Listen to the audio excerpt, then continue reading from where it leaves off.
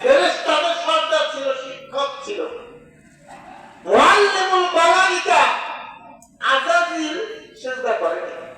কেন করে নাই? সে বলতেছে খলাকতাহু মিন নার ওয়া খলাকতাহু মিন তিন।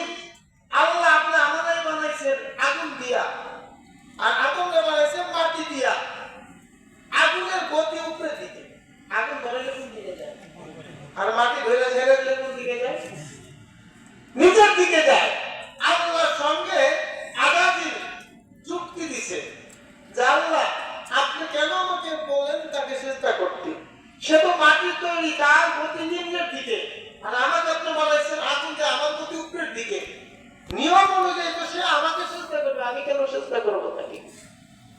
অথচ এই আযাজিল দুনিয়ার এমন কোন জায়গা না যেখানে সিজদা করে নাই।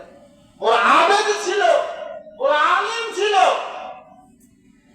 ফেরেশতাদের শিক্ষক ছিল, কিন্তু আল্লাহর সঙ্গে তিনি যুক্তি দাঁড় করানোর কারণে চিরস্থায়ী জাহান্নামী হয়ে গেছে। জাহান্নামী হয়ে গেছে। বলছে সিজদা করো, সে সিজদা করে নাই। সঙ্গে সঙ্গে ফেরেশতা থেকে তার রূপ পাল্টে শয়তানে পরিণত হয়ে গেছে।